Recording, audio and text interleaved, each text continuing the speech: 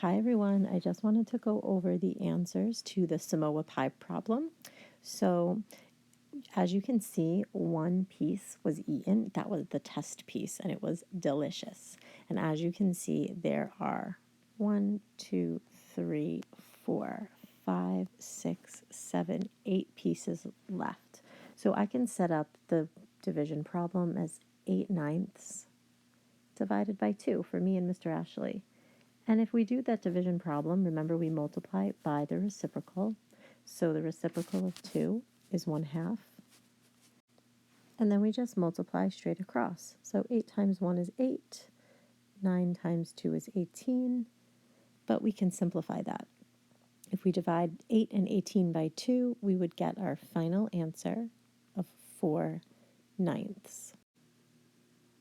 So Mr. Ashley and I will eat 4/9 of the entire pie if we share the remaining bars.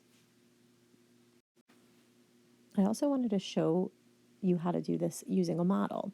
So as you can see in the picture, I have 8/9 shaded, and if we cut it in half to share with 2 people, you can see that each person will get this much.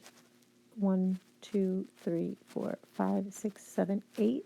So that's what the first person will get, me, and that's 8 out of the total amount of boxes, which if you count them all, there would be 18. So that's just another way to see it. And to find out how many bars we will each get, you can see if we were to group them. It's a little hard to see. Let's try this. If I group them, I have 4 bars here and 4 bars here. So we would each get 4 bars because that's what's left. I will post the recipe if you're interested in making it. Hope you are all doing well, and I look forward to chatting with you soon. Bye.